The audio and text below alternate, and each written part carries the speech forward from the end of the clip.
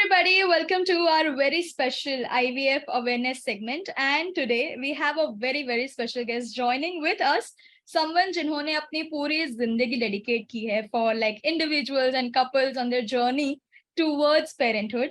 So please give a warm welcome to Dr. Vivek Kakkar, an esteemed fertility specialist and an expert in the field of in vitro fertilization.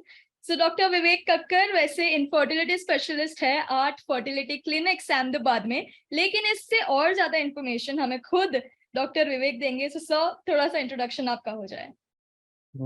मैं doctor विवेक कक्कड़, मैंने MCH reproductive medicine and surgery जो IVF में super specialist branch है वो चेन्नई से किया हुआ है, और मेरा गायनेक डिग्री है वो मैंने एम्स न्यू दिल्ली से लिया हुआ है. उसके अलावा भी मैंने एंड्रोलॉजी में, जो मेल इनफर्टिलिटी स्पेशलिस्ट बोलते हैं एंड्रोलॉजी, उसमें मैंने फेलोशिप किया है. मायामी यूनिवर्सिटी USS है. और मैं इंडिया में scientific director of India ART fertility clinic हूँ, और मैं consultant ART fertility clinic Ahmedabad में हूँ. क्या बात है, मतलब लॉन्ग लिस्ट है. So you know guys where you have to go. So sir, to begin with, सबसे पहला सवाल मेरा यही है दैट व्हाट इज इनफर्टिलिटी और कितना कॉमन है ये among all the couples? So that is a really good question. And आजकल इनफर्टिलिटी का इंसिडेंस या प्रिवेलेंस दोनों चीजें बहुत ज्यादा बढ़ रही है. जैसे 1 in 6 couples in India suffering from the infertility. So बहुत ही ज्यादा उसका अभी इंसिडेंस बढ़ रहा है. ओके, सो ये प्राइमरी कॉजेस क्या होते हैं इनफर्टिलिटी के? सो इनफर्टिलिटी के कॉजेस बेसिकली 4 सब डिवीजन में डिवाइड किए हुए हैं. फीमेल इनफर्टिलिटी, यानी फीमेल की साइड कोई वुमन की साइड से प्रॉब्लम है. मेल इनफर्टिलिटी, यानी कि मेल की साइड कोई प्रॉब्लम है. कंबाइंड इनफर्टिलिटी, मेल और फीमेल दोनों में कोई ना कोई इश्यूज है. और चौथा है जो अनएक्सप्लेन इनफर्टिलिटी, के दोनों में कोई जो मेजर वाले इश्यूज है वो नहीं है, फिर भी इनफर्टिलिटी है. ओके, सो जैसे आपने अभी इन सारी चीजों की बात की है, तो इसमें कोई ट्रीटमेंट ऑप्शंस अवेलेबल है? हाँ, इसका ट्रीटमेंट ऑप्शन है. जो भी हमारा रीजन है उसके according we will treat it. जैसे हमारे पास बेसिकली 3 मोडालिटी बेसिक है ट्रीटमेंट के लिए, जिसको पहली मोडालिटी को बोलते हैं ओवुलेशन इंडक्शन, जिसमें फीमेल को मेडिसिन लेनी होती है. वो स्पेसिफिकली जैसे PCOS जैसी बीमारी होती है या एनोवुलेशन जैसी बीमारी होती है, तो उसके लिए वो सिर्फ मेडिसिन लेके ट्रीटमेंट कराते हैं. दूसरा ऑप्शन होता है जिसको बोलते हैं IUI, जो अनएक्सप्लेन इनफर्टिलिटी होती है, mild mail factor type of infertility होती है. तो उसमें हम IUI करते हैं, जिसमें हम जो पुरुष का वीर्य होता है उसको प्रिपेयर करके फीमेल के यूट्रस के अंदर रखते हैं. और तीसरी टाइप की ट्रीटमेंट होती है, उसको बोलते हैं IVF, जो इन विट्रो फर्टिलाइजेशन. जो भी बॉडी नेचर में करता है फर्टिलाइजेशन, जो ट्यूब के अंदर होता है, अगर वो कोई ना कोई इश्यू से प्रॉब्लमेटिक है तो हम बॉडी के बाहर करते हैं, उसको बोलते हैं इन विट्रो फर्टिलाइजेशन. ओके, सो आपने अभी जैसे ये इन विट्रो फर्टिलाइजेशन की बात की, which is generally known as IVF, तो इसका प्रोसेस क्या होता है, आप अगर सिंपल टर्म्स में बता सके? ओके, सो IVF और टेस्ट ट्यूब बेबी, उसका प्रोसेस है कि उसको 5 या 6 स्टेप अलग अलग में डिवाइड किया हुआ है.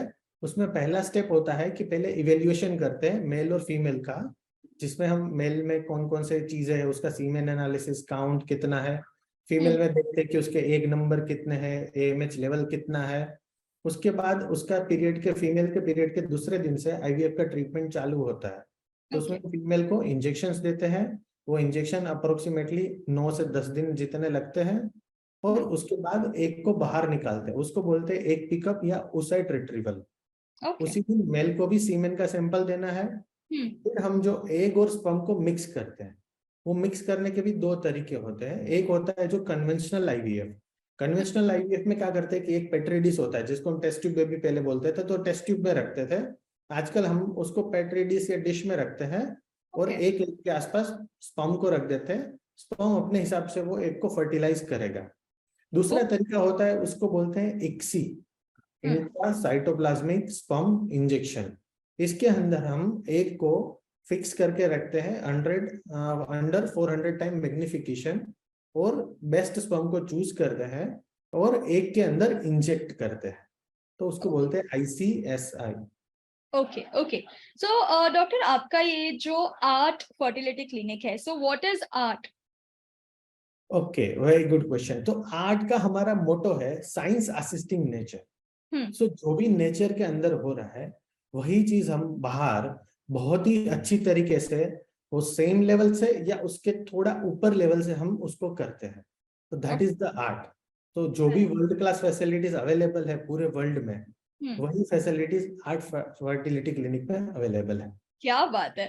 Okay, so as we talking about IVF, so success ratio क्या है आईवीएफ का?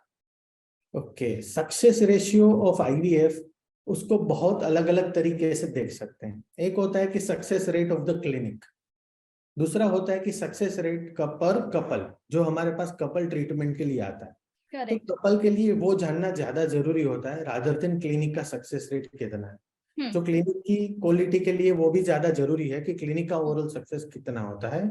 बट जो सक्सेस रेट मेनली डिटरमाइन होता है वो फीमेल की एज के अकॉर्डिंग होता है। जैसे फीमेल की एज ज्यादा है या फिर उसका ओवेरियन रिजर्व यानी कि एग के नंबर कम है, एंट्रल फॉलिकल काउंट कम है, या फिर एएमएच कम है, तो उसका सक्सेस कम है। अगर उस वही चीज दोनों ज्यादा है, एंट्रल फॉलिकल काउंट ज्यादा है और एएमएच का लेवल ज्यादा है, तो सक्सेस के रेट चांसेस अच्छे हैं। Okay okay, so doctor a very quick question, because आपने अभी कहा कि विमेन का जो age that also matters, so what is the appropriate age जिसमें आईवीएफ सक्सेसफुल होने के चांसेस, जैसे आपने बताया, ज्यादा होते हैं? बहुत ही अच्छा क्वेश्चन है। जैसे है कि आईवीएफ का कौन सा एज सबसे अप्रोप्रिएट है, मैं आपको पूछूंगा नेचर का सबसे अप्रोप्रिएट एज प्रेगनेंसी के लिए कौन सा है? That is the best age for IVF. So correct. in general we are counting कि less than 35 age is the best for the success in terms of success. Okay okay, so ये जैसे हम लोग बात कर रहे हैं about success ratio, so are there any factors that influence this chances of the success ratio? Okay, other factors also important like कि cause of infertility, जैसे कि ट्यूबल फैक्टर इनफर्टिलिटी है जिसमें बोथ फेलोपियन ट्यूब काम नहीं कर रही है, तो उसका सक्सेस रेट अच्छा है। जैसे है कि कोई जीनेटिक फैक्टर ऑफ इनफर्टिलिटी है तो उसमें सक्सेस थोड़ा सा कम होता है। मेल फैक्टर में होता है कि जैसे सक्सेस थोड़ा सा उसमें और अच्छा होता है क्योंकि इक्सी आजकल अवेलेबल है। उसके अलावा हम टेक्निकली बात करें तो जो हम टाइप ऑफ स्टिमुलेशन यूज करते हैं, जो हमारी लैब की कंडीशन है, फ्रेश ट्रांसफर की जगह पे फ्रोजन एम्ब्रियो ट्रांसफर करते हैं तो सक्सेस बढ़ता है। आजकल और भी है कि प्री इम्प्लांटेशन जेनेटिक टेस्टिंग, जो एम्ब्रियो आता है उसको हम जेनेटिकली टेस्ट करते हैं और अगर वो जेनेटिकली नॉर्मल है तो उसके बाद उसको अंदर रखते हैं तो सक्सेस रेट काफी अच्छा और बढ़ जाता है। Okay, so doctor, as we are talking about the success ratio and everything, fertility की, IVF की success ratio के बारे में, तो lifestyle I think plays a very major role इन सारी चीजों में। तो अगर कोई कपल है जो IVF करवा रहा है, so do you think that there are certain lifestyle changes also that we should consider, and if yes, तो what are those? यस, तो आंसर इज यस। बहुत सारे लाइफस्टाइल फैक्टर हमें ध्यान देना चाहिए। जैसे है कि we have to come about out of our comfort zone, हमारे कंफर्ट जोन से हमें बाहर आना चाहिए। लाइक कि डेली हमें एक्सरसाइज करनी चाहिए एटलीस्ट 10,000 स्टेप्स पर डे। और अगर एज यंग है, लेस देन 30 है, तो उसको दौड़ना चाहिए, स्विमिंग करना चाहिए, टेनिस है, फुटबॉल है, ऐसे गेम्स खेलना चाहिए। तो वो फिजिकल एक्सरसाइज ज्यादा होता है। दूसरा हम देखते हैं कि डाइट के रिलेटेड, तो जो कोई भी फ्रोजन फूड है या फिर फूड विथ प्रिजर्वेटिव्स है, वैसे फूड्स को अवॉइड करना चाहिए। ज्यादा ऑयली फूड को अवॉइड करना चाहिए। हमें फ्रेश फ्रूट्स, फ्रेश वेजिटेबल्स उसको हमारे डाइट में ऐड करना चाहिए। उसके बाद इंपॉर्टेंट चीज है कि हमें एडिक्वेट वाटर इनटेक लेना चाहिए। Approximately 3 litre to 4 litre water intake daily का रखना चाहिए। प्लस जो एडिक्वेट स्लीप है वो भी बहुत इंपॉर्टेंट है, वो हमें बॉडी को स्ट्रेस फ्री रखती है। तो हमें डेली की एडिक्वेट स्लीप लेनी चाहिए। और उसके बाद एक इंपॉर्टेंट चीज है कि हमें डेली सनलाइट लेना चाहिए। स्टडीज में भी प्रूवन है कि विटामिन डी एक्सपोजर में जितना ज्यादा मिलेगा उतना नेचुरल फर्टिलिटी भी इंप्रूव होता है, as well as IVF success भी इंप्रूव होता है। तो हम विटामिन डी हम आइदर टेबलेट से ले सकते हैं, either we can take it from sunlight. So sunlight is a better source than the tablet. Of course, it's natural. It's natural, yes. So talking about IVF that we are in conversation with, IVF जहां तक लोगों को लगता है it's a financially very expensive process. People consider it expensive, right? तो क्या इसके कोई फाइनेंशियल कंसिडरेशंस है या कोई ऐसे असिस्टेंस है जो इंडिविजुअल्स को मिलते हैं when they go through this IVF treatment? So ये बहुत ही अच्छा क्वेश्चन है, और उसके लिए मैं भी आपके माध्यम के थ्रू गवर्नमेंट को अपील करूंगा कि वो इंश्योरेंस पॉलिसीज को बोले कि IVF is a disease, it's an disorder, means infertility is a disease and it's a disorder, और IVF is a proven treatment, तो उसको इंश्योरेंस पॉलिसीज को इंक्लूड करना चाहिए। अभी हम यहाँ पे उसको पेशेंट और कपल को हम 0% EMI भी प्रोवाइड करते हैं, कि जो अलग अलग कंपनी से, क्योंकि उसका कॉस्टिंग थोड़ा सा हमारे जो जनरल पॉपुलेशन के अकॉर्डिंग वो थोड़ा सा ज्यादा ही है, तो उनको मैच करने के लिए हम 0% EMI है, या फिर गवर्नमेंट अगर इनिशिएटिव लेता है तो मीन्स इंश्योरेंस पॉलिसीज या फिर आयुष्मान भारत में भी अगर इंक्लूड कर ले आईवीएफ ट्रीटमेंट को तो बहुत ही अच्छा रहेगा। Correct okay. सो जैसे अभी हमने बात की, एज यू आल्सो सेड कि थोड़ा सा एक्सपेंसिव साइड पे है and not everybody I think could afford IVF.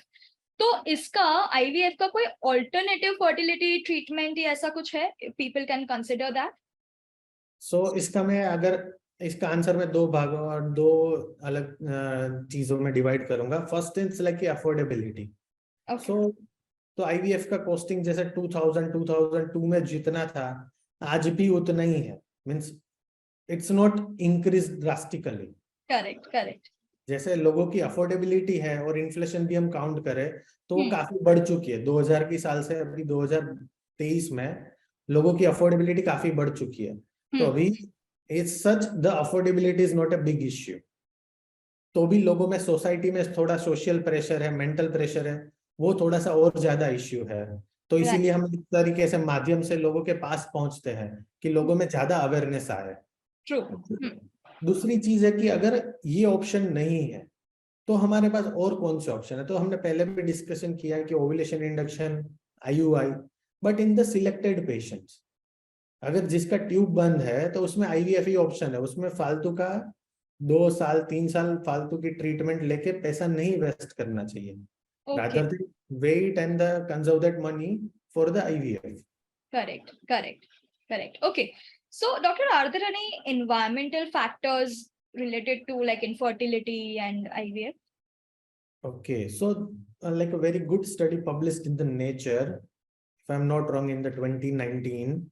So they were studying what is the effect of PM 2.5 particle, means जो 2.5 नैनोमीटर से कम साइज के पार्टिकल है उसका एनवायरमेंटल लेवल और ओवेरियन रिजर्व।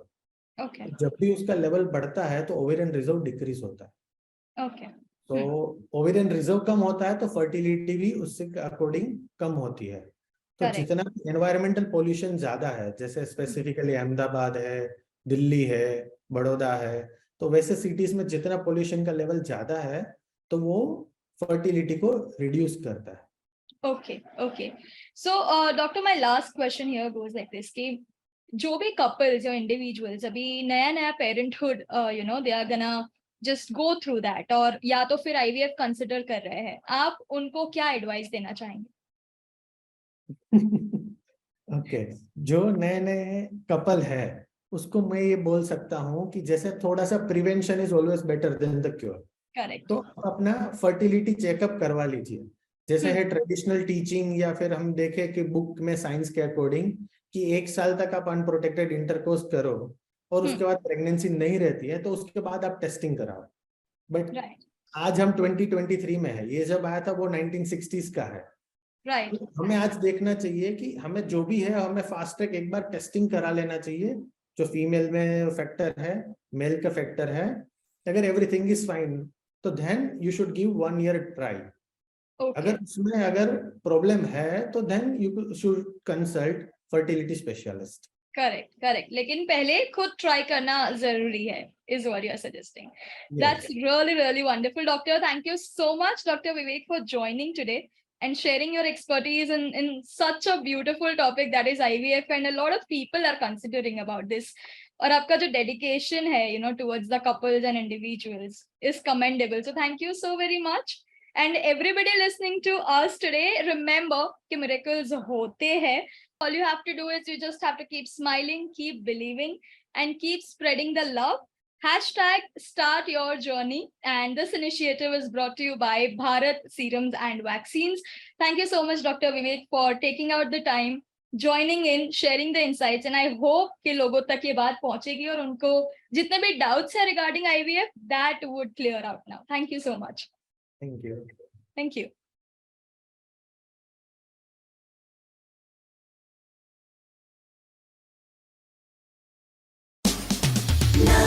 Two